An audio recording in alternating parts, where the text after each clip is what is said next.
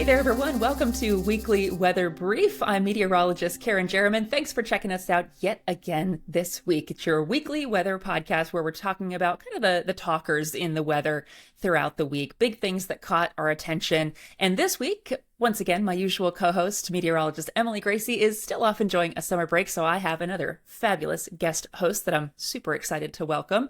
She is an Emmy-nominated broadcast meteorologist, a FEMA-certified expert and instructor, and founder and CEO of Preparedness.com. I'm joined by meteorologist Cheryl Nelson. Cheryl, welcome to Weekly Weather Brief. Glad to have you. Hi, Karen. I'm so excited to be here. Thanks for having me on the show. You and Emily do a phenomenal job with this.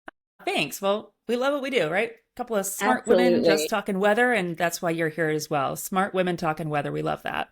Yeah. Now, Cheryl, you have like 25 years of experience sharing disaster and travel preparedness tips, including segments on some national notable networks, right? You've been on Today's Show, you've been on the Weather Channel, so you know what you're talking about. I'd like to think I do. Yes. It's a lot of fun being able to do that. It's definitely a passion of mine to keep people prepared at home and on the go from all different types of natural hazards and disasters. Yeah. And Cheryl and I are also friends because we come from the broadcast meteorology land, and we're also sharing a love of cats. We both are cat people, so. Oh my goodness. Yeah, we could do a whole podcast just about cats. I know. We bonded way back at a weather conference back in the day, like, show me your cats. We had fun. Yes, I love it. But, you know, this show's not about cats, unfortunately. We do talk about weather, and there was a lot going on this week, Cheryl. I mean, we had like coast to coast high impact weather events. So let's start with one of the more recent ones in the Northeast. Had some significant flash flooding across the Northeast Tuesday and Wednesday, finally tapered off Thursday for a lot of places. Parts of upstate New York really hit heavily by flash flooding. You saw this, I assume. Yeah, it was a big story across the country. I did. Yeah, you had those thunderstorms. A lot of them were just training, dropping, flooding rains over the same area over and over again. And in fact, Albany International Airport, Tuesday, Wednesday this week, they reported the greatest two-day rainfall total on record, just under 7 inches. That is Wild. a ridiculous amount of rain. And other places across Pennsylvania, New Jersey were impacted. In fact, there was a huge travel impact as well. More than 200 flights were canceled from LaGuardia Airport, JFK, and Newark airports on Wednesday, according to FlightAware. So a travel nightmare in this busy area, too. Yeah, I am so glad I didn't have any travel. I was just safely at home. Unfortunately, a lot of people just stayed safely at home, and neighborhoods flooded and homes flooded. I was looking at one area just south of the Albany Capital District area. The highest report there was just under a foot of rainfall in Skodak. And that, you know, flooded roads. There were vehicles stranded. I saw a video of a 100-year-old mill being washed away in the vicinity. So, like, we're talking historic flooding here and impact to property, which we hate to see. And what's really notable, I think, Cheryl, is that this was not a tropical system. Like, this part of New York has some benchmarks of flooding with big flood events. And those were tropical systems, talking like Hurricane Irene in 2011 and Isaias in 2020. Those were some of the more notable events, and this one actually topped some of the rainfall totals there. So very interesting being a non-tropical event to have that kind of flooding. It is. It is. To get a whole month's worth of rain in a single weather event is crazy, but we're seeing this more and more as the climate continues to warm, right? A warmer atmosphere holds more moisture. We're seeing more extreme rainfall events. And there you go. And unfortunately, it's something that we all have to keep in mind. And gosh, please, we say it a lot, turn around, don't drown. Please do not drive through these waters of unknown depth, because you can easily get swept away, as we saw. Yeah, definitely. All right, from flooding to severe weather, I saw something very significant in Wisconsin this week. There was a very large and damaging tornado in the community near Appleton and Menasha, Wisconsin.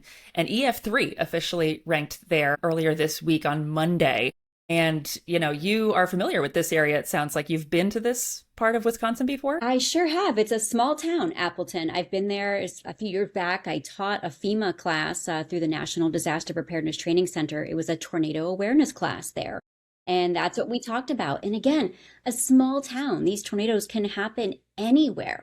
And an EF3, gosh, certainly something we don't see very often in this part of the country, but wind gusts 136 to 165 miles an hour with an EF3 tornado. They also had hailstones as large as 4 inches in diameter in some parts of that storm, which is just crazy.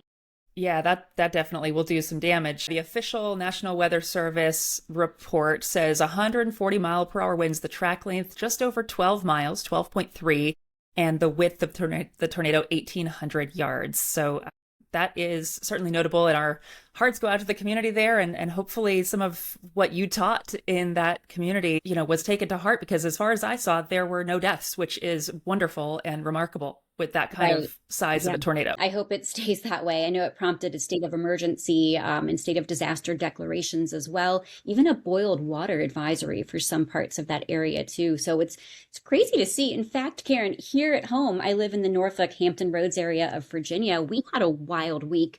A couple nights ago, we had some water spouts that formed over the James River in Newport News.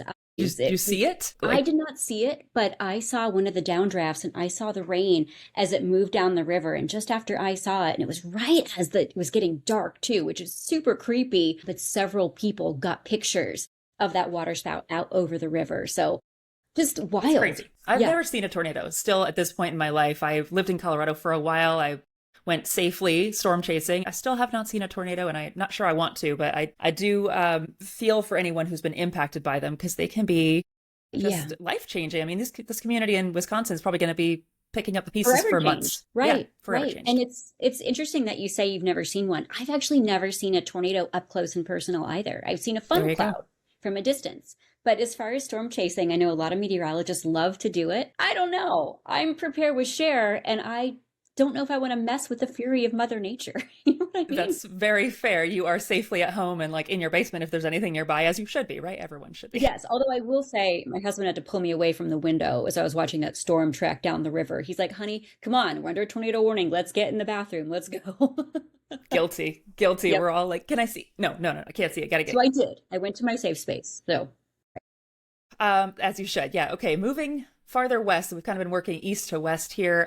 One tragic note, and I just need to mention this because this is something that could impact anyone, but there was tragically a lightning death in Colorado this week. A teenager was killed after getting struck by lightning on top of a mountain while he was out hiking with a group, and it just breaks your heart to hear about a death when someone's out enjoying themselves on a mountain. Lightning is such a big factor for summer months. Cheryl, you know this as you talk about preparedness. I mean, everyone has to be prepared and aware that lightning is a huge danger this time of year as you're just outside enjoying all the activities that summer offers, right? it's really scary to see and to hear about something like that because, yeah, if you're hiking, I mean, these storms can pop up quickly, as you know. So what are you supposed to do? You're supposed to go down as low as you can get away from those taller trees, maybe get in a valley or some kind of a ditch or something. Again, you also don't want to be somewhere where flooding waters will get you, but definitely don't hide under a tall tree. Get near some lower brush, lower trees to try to keep yourself safe and ride that out. And a lot of people have the metal poles that they hike with as well, or tents with metal in them. So get at least 100 feet away from those too. And it's, Yeah. you see the same type of thing when people are boating on the water, on the golf course. I've seen so many boaters trying to rush in as lightning is in the distance. And I'm going, oh my gosh. So being Yeah. weather aware, carrying one of those portable NOAA weather radios is key. Interesting. Yeah. And a lot of us have these, right? Like we feel like these are portable devices, but not everyone has the alerts turned on and Or signal. or a signal. Yep. So Yeah, true. that's So why true. you have to have different layers of getting those warnings. I always stress that. Multiple Yeah. layers. Very important tip. Okay, last but not least, I go to the West Coast where there are still significant wildfires going on in Oregon. Some 30-something active large wildfires across the state has already burned more than 1.7 million acres of land. And again, not only people there are dealing with the effects of the wildfire and threatening evacuations, those sorts of things, but that smoke is once again visible across a lot of the country. So maybe wherever you're listening from, you saw some wildfire smoke in the air, probably from these fires happening in Oregon this week. I hate to see that too. Yeah, I know Yeah. in Boise, Idaho, they had an air quality alert Yes. there. They had the dense Very smoke bad. blanketing the area too. And what's scary though too is that a lot of this area had the lowest snowpack on record last winter. So I think a lot of the trees and the ground, they're drier than normal. So it's not going to take much to start and continue spreading some of these fires, which is also scary as we move into the peak of wildfire season. Right. All right. I think they still are under fire alerts for the weekend. So probably more rapid growth of these fires. As you said, very dry, very windy as storms come in, and unfortunately, probably no end to that anytime soon. So, yeah, a lot going on across the country this week. I think, if there's one thing that people can take away from all this is that hazards are all over the place. They're all different. So, do you have any like top tips for people to stay prepared, given that's your area of expertise, ahead of weather risks? Absolutely. One thing I always tell people in my FEMA classes and when I give presentations around the country is get to know your neighbors, because following any kind of disaster, you, your family, and your neighbors may very well be your own first responders. Or if you are at work or at school and you have pets at home, maybe you're at work and you have kids at home, who will be here to check on your family? Who's going to help you if there is some kind of tornado, flood, lightning, any kind of weather event, wildfire? Get to know your neighbors. That's my tip to leave you with.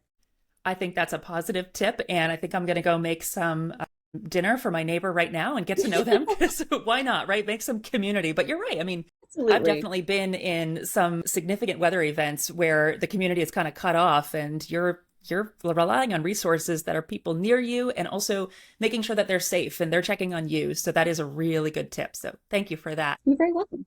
Cheryl Nelson, it's been a pleasure having you on Weekly Weather Brief this week. Thank you for joining.